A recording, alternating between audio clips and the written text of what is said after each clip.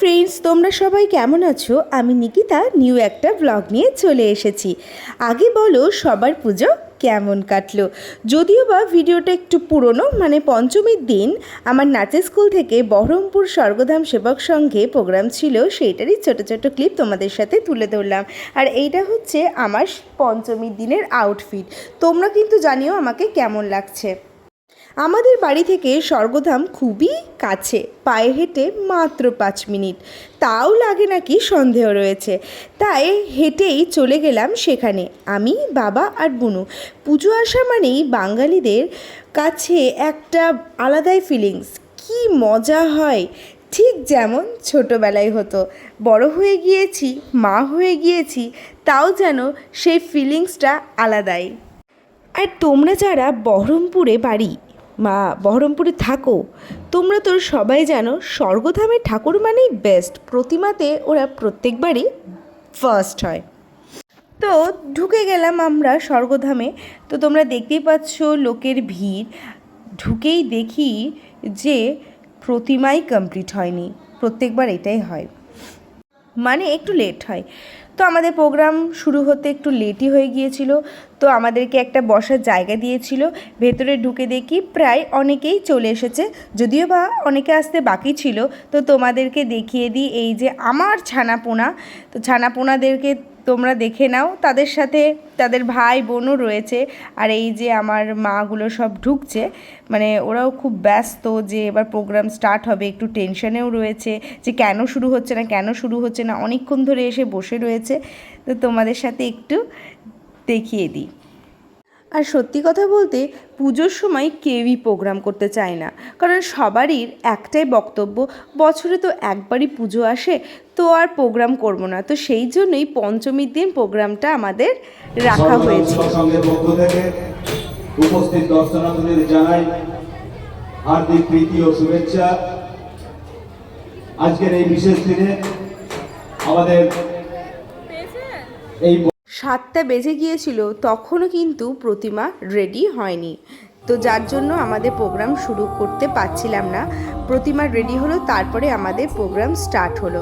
আর এখানকার ওষুধটা দেখো, জাস্ট দুর্দান্ত করেছিল, এত ভয় লাগছিল দেখে, যে কোনো বাচ্চা দেখে ভয় পাবে। সবাই দাঁড়িয়ে দেখে দেখে টায়ার্ড। তোরা কি শুভশ্রীকে দেখতে চাস? আমি দেখতে চাই না, দেবাশ্রী আমি দেখতে চাই। আমি কাউকে আমরা এক একটা শুভশ্রী দেবকে দেখবি, চা চলে যা। কি বলছে?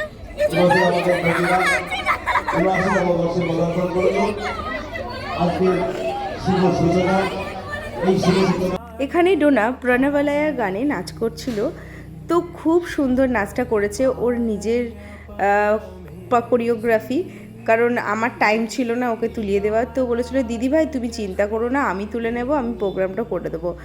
যেহেতু অনেকটাই সিনিয়র, তো সেই জন্য ওর তোলার এখন ক্যাপাসিটিটা চলে এসেছে।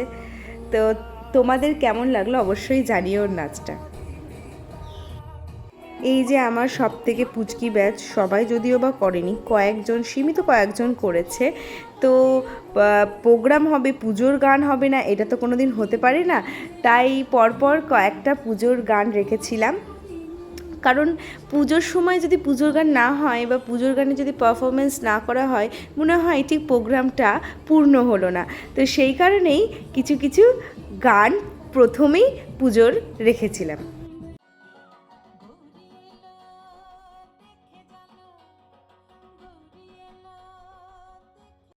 আর তোমরা আমাকে দেখো, গরমে ঘেমে একদম যাতা অবস্থা। আর সেই দিন প্রচণ্ড গরম ছিল, আর ভেতরটা এতটাই গরম লাগছিল যে কি বলবো।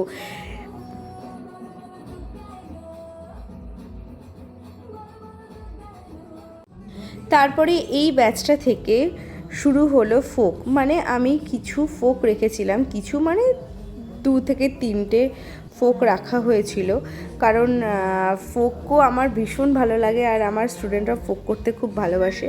তো তোমরা দেখে জানাও যে ফোকগুলো কেমন হয়েছে।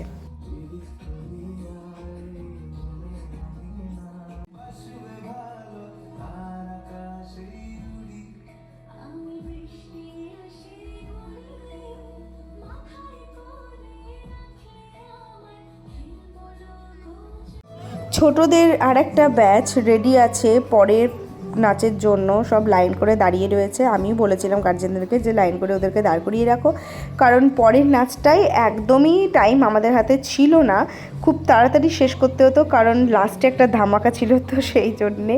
তো ওরা সব লাইন করে দেখো দাঁড়িয়ে আছে, মানে একজন নামছে বা একটা ব্যাচ নামছে আর ওরা উঠবে এই কারণে। তো এখানে তারপরে ফোক টোক কমপ্লিট হয়ে গেল, বাংলা আধুনিক সব কমপ্লিট হয়ে গেল, তারপরে আমরা ঢুকে গিয়েছিলাম হিন্দিতে।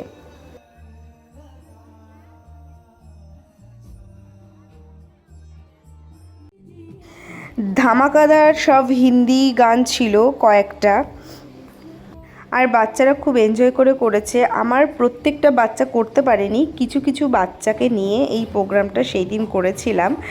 তো আশা করছি যে যারা দর্শক ছিল তাদেরও ভালো লেগেছে। আর তোমাদের কেমন লাগছে অবশ্যই কিন্তু কমেন্ট করে জানিও। এই ডান্সটা আমার বোনের করানো, হিপ হপ ডান্স, ইশিকার করানো।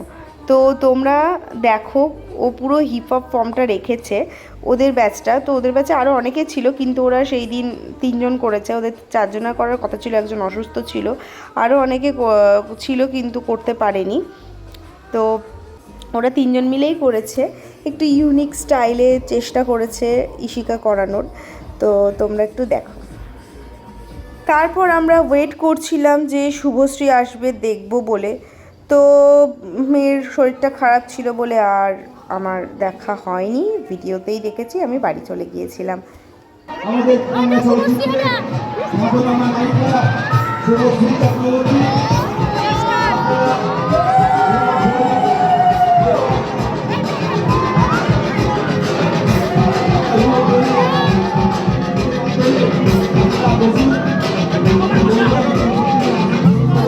কাটুক। আর প্রত্যেক বছর বহরমপুরে হয় দুর্গা পুজোয় না হয় কালী পুজোয় আসা হয়। এবছর আরো অনেক জায়গায় ঘুরছি, এটা নিয়ে 3 নম্বর পুজো। খুব ভালো লাগছে, ভীষণ সুন্দর মণ্ডপ হয়েছে, আরো বেশি ভালো লাগছে আপনাদের সবার সাথে দেখা করে, কারণ আমরা সারা বছর কাজ করি শুধুমাত্র আপনাদের ভালোবাসা পাওয়ার জন্য এবং আপনাদের চোখের ভালোবাসা এবং মুখের হাসির জন্য। আমরা সত্যি অনেক পরিশ্রম করে কাজ করি, তাই আমার তরফ থেকে, আমার পরিবারের সবারই তরফ থেকে শুভ দুর্গা পুজো। সবাই খুব ভালো থাকবেন, সকলকে ভালো রাখবেন। Thank you.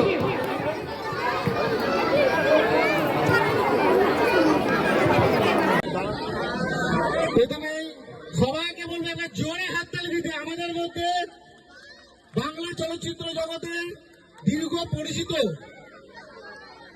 নায়িকা এবং এই পুজো মণ্ডপে আগেও এসছেন শুভশ্রী গাঙ্গুলি, রাজদার সাথে এসেছিলেন। আবার আমরা পেয়েছি শুভশ্রী দিকে। একবার জোরে হাততালি দিতে বলবো পুরাতন গাদী বাসস্ট্যান্ড দুর্গাপুজো কমিটির পক্ষ থেকে সকলকে। উপস্থিত আছেন আমার প্রিয় দাদা বহরমপুর পৌরসভার পৌর পিতা নারুগোপাল মুখার্জি মহাশয়, উনার জন্য একবার জোরে সকলকে একবার জোরে হাততালি দেওয়ার জন্য। এবং আছেন স্বরূপদা বহরমপুর পৌরসভার। যাই হোক, সেই দিনকার সন্ধ্যেটা বেশ ভালোই কেটেছিল। আর আমার গার্জেনরাও শুভশ্রীকে দেখে খুব আনন্দ পেয়েছে, কতজন তো সামনে থেকে হ্যান্ডশেকও করেছে। তো তোমরাও দেখো, আর ভিডিওটা ভালো লাগলে অবশ্যই অবশ্যই শেয়ার করে দিও, একটা লাইক করে দিও আর কমেন্ট করে দিও। আর নতুন নতুন ভিডিও পেতে হলে আমাকে অবশ্যই ফলো করে দিও। টাটা।